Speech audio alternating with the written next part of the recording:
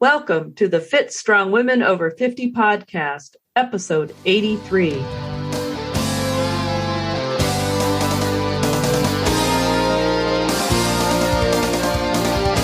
I'm Chris. And I'm Jill. Thanks for joining us today. Well, it's been a busy time around my house these days because a few weeks ago, we got a grand dog to stay at my house. So we now have a dog again, and I'm just so excited about that for a lot of different reasons. Oh, I'll bet. Yeah, that's wonderful. Yeah, we've had dogs here for 25 years, and when our last dog passed away back in October, it just the house felt so empty. So it's really nice to have a new dog, and I'm still getting used to her, and she's still getting used to me. But overall, she's working out really well. And I'm real happy about that. What's her name? Her name is Peanut. Her full name is Princess Peanut Brittle. And there's more to it too, but I forget what that part is. Something about the Duchess of somewhere or another. Okay. You know. She sounds like a very royal dog. Well, she's just cute as a button. You know, she's not a purebred, but she looks like a Shiba Inu. You know, the kind of dog that's on those Doge coins. Yes, you know? which I'm now seeing everywhere. Yeah. Oh, this particular week, probably by the time this podcast launches, that'll be old news. Right. But this week, the Doge coin went way up and way down. And Yep. For those of you who are wondering what the heck's a Doge coin, it has something to do with the cryptocurrency that Elon Musk said something about it during Saturday Night Live and caused it to crash, I think. It went up and then it went down. Yeah. And maybe it's going back up. Who knows? Any rate, it has a picture of a dog on it. Yeah, it's that kind of dog. But I'll post pictures on the podcast website as well so that, you know, everyone can see what she looks like. Fun thing is she's kind of the same color as Penny. Ah, Penny is turning 1 this month. Wow. Yeah. So since I've been waiting for her to sort of run, we started doing the Couch to 5K, and well, she's only done one session, but she seemed to like it. She kept looking at me like, "What are we doing, Mom?" And gee, you're going fast, Mom. Are you sure? Yes, but it turns out that my run is about a really fast walk for Penny, maybe a little trot. Yeah. Well, she has long legs too, for sure. She seemed to enjoy it. And since we're doing a run walk, she did her little fast trot and then she slowed down. Then she did her little fast trot and slowed down. So it was fun. That's good. Great. I think she'll be a good little running companion for me. Oh yeah, for sure. You're going to have to carry 2 water bottles now. One that's dog water. I did. I did that, and I have a little. I have a little bowl thing with the water for her. Oh my gosh, that's great. So you don't have to try to cup your hand and pour the water. Yeah, that doesn't work well with her. No. But I clipped it to my running belt. And excellent. There we go. So, that's so fun. Yeah. Yeah. That's great because she's a great companion dog for sure. Yes. She's so sweet. Yes. And I'm assuming that now that you have a dog, you're getting lots more steps in. Oh, yes, definitely.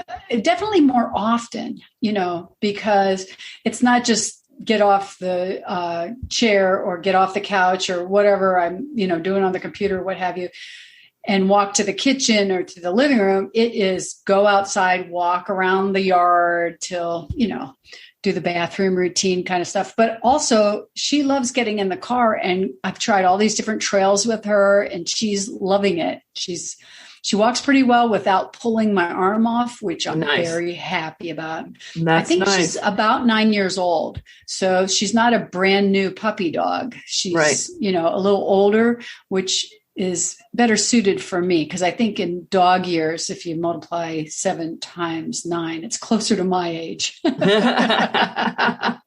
Well, I will say that having a young dog has been a little stressful at times.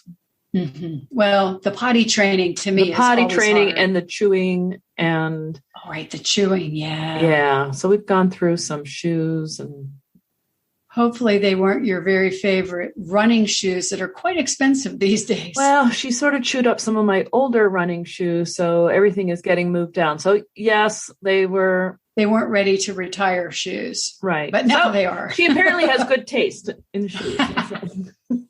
Well, I've heard tell that means she loves you and she loves the scent of you. And so that's why she picked your shoes to chew on. But well, it's maybe a small consolation. So have you been biking? I've been biking a little bit the last few weeks. The weather hasn't been as great. And also I've had more responsibilities with elder care and have not been able to be as flexible with my time as I was before. So I haven't ridden as much. I haven't ridden yet in May. I did ride quite a few times in April and have been able to do the loop. Okay. My favorite loop around, but I haven't got into the meeting with everyone. We're talking about it though. We're texting group texts with this Skiers on Bikes group, getting ready to really get back into the routine of twice a week, riding about 30 miles, which I love that. Right. That's really what my body craves, not Netflix, not another episode of anything. Well, yes, I get that. Yeah. So I've been back to the gym a little bit, swimming some and, walking the track, doing a little bit of kettlebell routines, but don't have my routine back in place the way I'd like to see it. But I'm feeling a whole lot better than let's say a year ago when it was a big question mark about the pandemic and when will I ever be able to do my routines again? How about you? Well, I've been to the gym. I have not resumed any of my classes for some reason. I just haven't done that. I used to always go to my Saturday morning boot camp. And they are having it, but I haven't gone. But I am doing strength things, and I signed back up with Maria, my trainer. Yeah. Which is a good way for me to get back into progressing, I think. Well, I love Maria. For our listeners that haven't listened to our very first podcast, it was with Maria. And although it was a very first podcast and most people say, oh, you'll just dread your first podcast, you'll go back and listen to it and, shudder. She was such an excellent guest. She's a wonderful person. Yes, she is. She's done a lot, but she is still training and I am working with her. Now I've known her quite a long time. But at any rate, yes, I've been back to the gym. I've noticed that as things are sort of opening up more, there's more people at the gym, which I was sort of enjoying being one of the early people back and it being very quiet. Yep. And now I'm a little grouchy that there's other people there. Yeah, I think this whole past year has done something to my extrovertness because I used to just relish in groups, and being with a lot of people. And I'm very reluctant to do that now. And it definitely it's still in my head. It's going to be a long time before I am back to wanting to get together with large groups all the time. Yeah, I get that. It really changed me. But it is good to be out doing things again. Getting those endorphins going and the dopamine and serotonin and all those hormones that are feel good after an exercise. Man, I love that. Yes. And, we've talked to a number of people. We've had a lot of people on the podcast who keep talking about how important it is to do strength training. Yep. Yeah. Everybody thinks of cardio first, and that's great. You need cardio for your heart and for, those endorphins and all that kind of stuff. But strength training does an awful lot for you, including the osteoporosis and keeping your muscle mass in place. Right. That if that's one thing that I think becoming Ellie has, I don't want to say taught me because I sort of knew it before, but it reinforces so much that as we age, women tend to get more out of balance. It's easier to fall and it's easier to let the strength training go. And the next thing you know, you're a little old, frail lady and it's really not healthy, and there's no reason why you can't keep up your strength training for most of us. I mean, there may be some conditions that people have, but going through the right way and learning how to lift and then continuing to lift, consistency is really important. Yes. And there's lots of things you can do without going to the gym. You can do lots of body weight exercises that, push-ups and planks and even those bands. Yes. Hate those bands. Those bands and the resistance bands that you can get. Those are really that's easy. what I mean. Those resistance bands. Well, there's also those sort of like loopy things that people put around their legs and whatever. But yes. Yeah. Yeah. Well, I was thinking about the things you put around your knees and kind of do a a half squat and walk sideways, a crab walk kind of thing. I think we have a video on our YouTube channel of me attempting to do that because one of my physical therapy people had me doing that for my calves and my Achilles tendon and strengthening my glutes and all that kind of stuff. Yes. I did say recently that we also have on our YouTube channel video of me doing the deadlift. Oh, yeah. That's cool. So that was a while ago, but I was looking, I think, that was kind of fun. Yeah. Well, we're going to have to do a few more sessions where you go to my gym and I go to your gym and we videotape each other so that we kind of keep up on some of these things that we're always talking about. We interview a lot of experts and guests, women that have lost weight and kept it off because maintaining is, to me, so important. You can find out a lot of information about how to lose, but it's hard to find information about how to maintain. Right. Part of that is the strength training and the cardio and the working out. Yeah. It does for me anyway.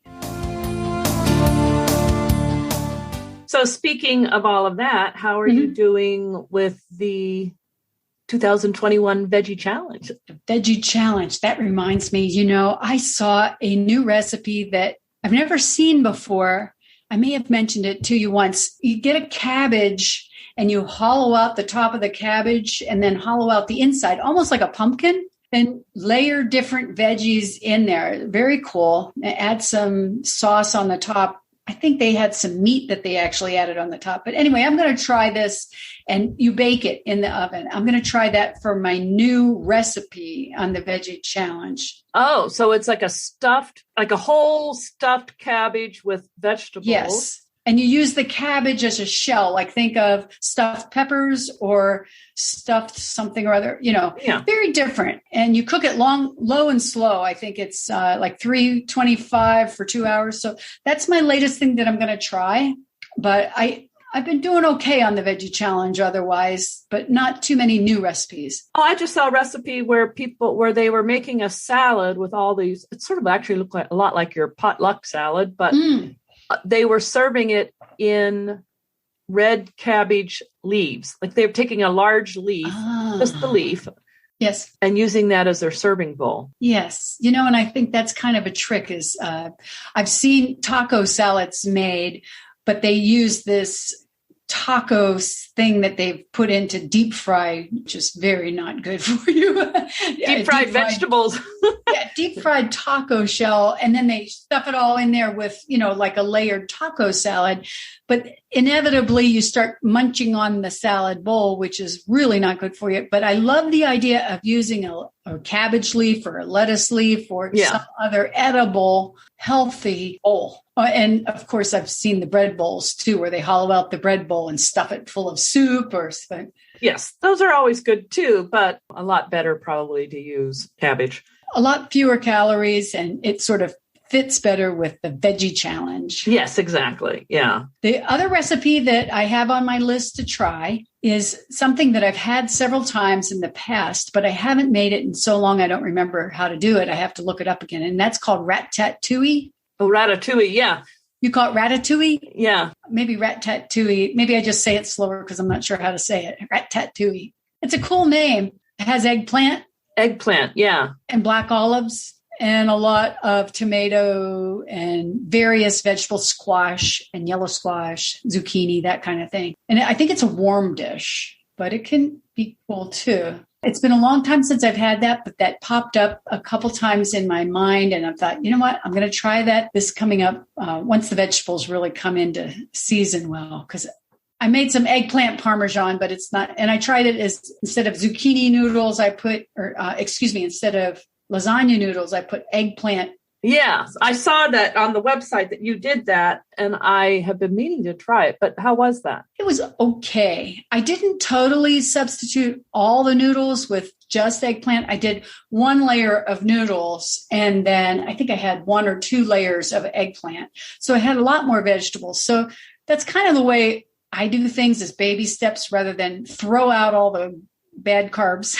You kind of learn to like the eggplant and all of that. And I will say it was okay, but it wasn't something that I want to have on my list. Let's do this once a week. It wasn't that great. A lot of my recipes are I don't repeat them unless I really love them. And that potluck salad, I got to say, man, I could live on. I practically do. I love that. And so people who don't know Chris's potluck salad, it's a bunch of chopped up vegetables with olive oil, lemon juice, whatever put on top.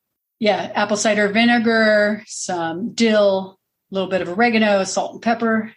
And I usually add some beans to it, chickpeas or red kidney beans, maybe black beans. So there's protein in there as well. Once in a while, I'll put tuna on top. And lots of fiber and tons of fiber. Yeah. And the thing I like about it is you don't have to refrigerate it usually because it sits out at a potluck really well without spoiling. And that's always a trick, something healthy that doesn't spoil. Yes. So like it doesn't have mayonnaise on it. Exactly. So the other vegetable are beets. Everyone keeps talking about how healthy beets are for you, but I don't really like beets. So I am trying to find recipes that that might make beets more palatable for me. Have you tried roasting them? Well, that's what everyone says. So that does help. And I they still taste like beets to me. I guess I'm trying to find a recipe where they don't taste like beets anymore. Oh, really? Well, sounds like you're going to have to add something else. Yeah, I think that's it. Do you like hot sauce? I don't know if beets and hot sauce. Usually people add a lot of sugary kind of things or vinegar. Chopping them up, roasting them, and then adding them in with other vegetables is probably the way to go. Yeah, roasting for sure, because that really brings out the sweetness. Even turnips. I like turnips. I like rutabaga. Things that I don't typically like, those root vegetables, are so good when they're roasted. They're not so hard to chew either.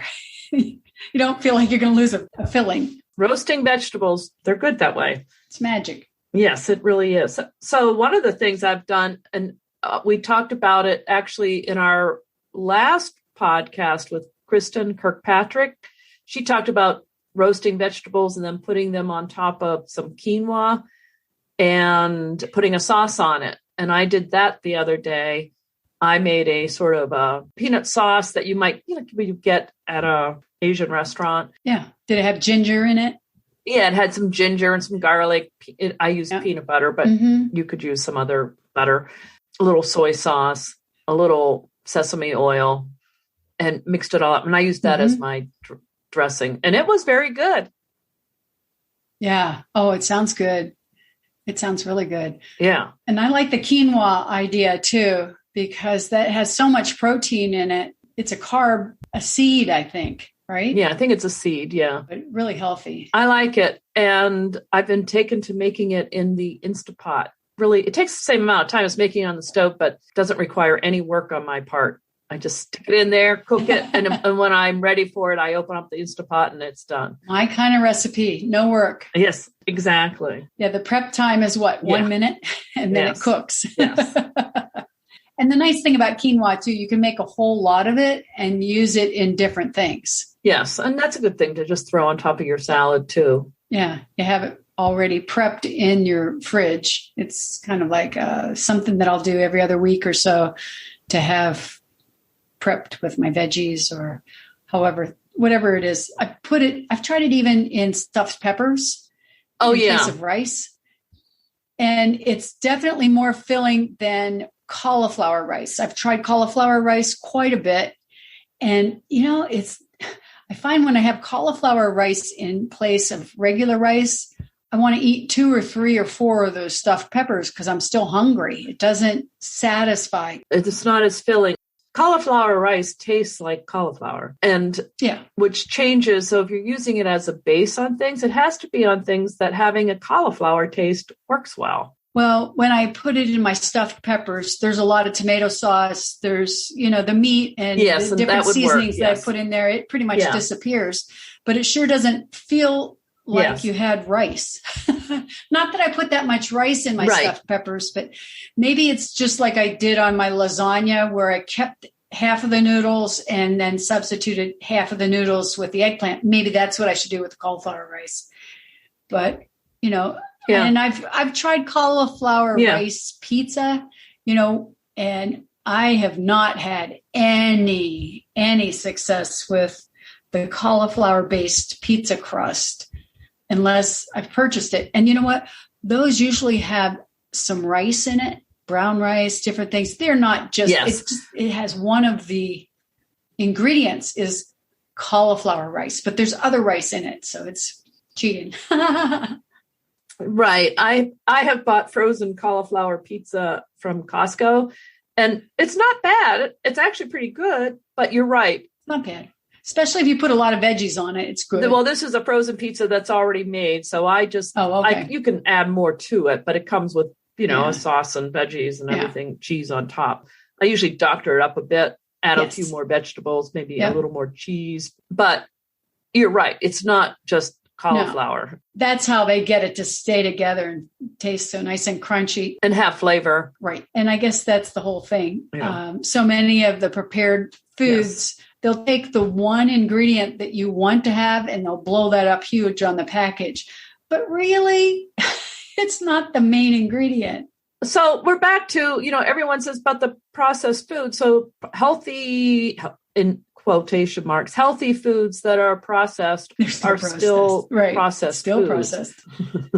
So buying my frozen pizza at Costco I'm sort of in a way deluding myself into like that this is a healthy choice. I mean, it might be better than some of the other ones, but it's still a processed food that I'm buying and prepared. Well, and it depends how many unnatural ingredients are in there, Yes, I know, but you know what I mean is I do. Very unlikely to make an entire pizza with a cauliflower crust myself. And that's part of the thing about healthy eating. You've got to pick your battles because unless you have gobs of time and love cooking, you just don't want to spend every meal starting from scratch. I don't. Well, if I'm going to make a pizza, so that's why I go right to, if I'm going to spend the time making a pizza, I'm going to make it with a regular pizza crust. I understand. Sure. Well, the next thing I'm going to try is almond flour. Have you ever tried anything with almond flour? Yeah, I have. Do you think that would make a decent pizza crust? You probably would end up having to mix something else into that. Like an egg? I don't know. You might need a different flour. I'm going to try it. Try it. Maybe some cauliflower rice and almond. You could buy chickpea flour. That might work. You can buy chickpea flour now. Yeah, chickpea flour. Garbanzo beans. That might be kind of good. Yeah, it's the consistency. The almond flour. Yeah, I don't know. Try it, but you might end up needing to mix something else in with it besides an egg. Well, it's interesting trying all these new recipes and seeing where you can find the balance of the texture, the taste, the ease of cooking, and of course, the healthiness of the food you're putting in your body, right? Right. I'm curious to see what our listeners have, if they have any suggestions on recipes or suggestions on ways to prepare some of these vegetables. Yeah, there were quite a few that were popping into the Becoming Ellie community. And I would like to encourage any of our listeners who are not members of the Becoming Ellie community on Facebook, to join to see some of the things that are, behind the scenes. It's a private Facebook group, so that you can't just see it unless Jill and I ask 3 important questions to kind of screen people to make sure it's not just some group of whoever. We want to make sure they're real people and they're women over 50 who are interested in, healthy eating and fitness and being fit and strong. Right. Right. Yeah. Yeah. It's a good group. And so, yes, we do get some good recipes, and also people are doing some very motivating things fitness wise. My gosh. Yeah. I love seeing some of the activities that they do, not just races, but adventures. That really gives me motivation, inspiration. Yep. It's the reason why I want to be fit and strong, not just how to, it's the why. Yes. So that's cool. So if you have some new ideas, let us know. You can go to our website, becomingellie.com, or go to any of our social media sites. We're on Facebook, Instagram, Pinterest, and YouTube. Oh, and Twitter. Oh, I forgot about Twitter. Jeez. Yes. If you want to send a tweet, it's at Becoming Ellie for each of our handles. We managed to grab that, but Ellie is spelled with 2 L's. Elli. And of course, I don't know that we mentioned how we named our community, but for those of you that this is your first listen to the Fit Strong Women Over 50 podcast for the Becoming Ellie community, you might not realize who Ellie is. Do you want to tell them, Jill? Well, Ellie was the Norse goddess of aging. And one day Thor was challenged to wrestle with her, and everyone assumed Thor would win. But guess what? Ellie won. Ellie defeated Thor in a wrestling match. So yay, Ellie. Yay, us, because we want to be like Ellie. We want to wrestle Thor. Yep. So we're all becoming Ellie, becoming more like Ellie, staying strong and fit as we age. Yes, indeed. And we want to wrestle Thor. I hadn't even considered that part of it. I think I need a few more sessions at the gym before I yes. Thor. I really don't want to wrestle Thor, but But we'll be ready when it's time. Yes.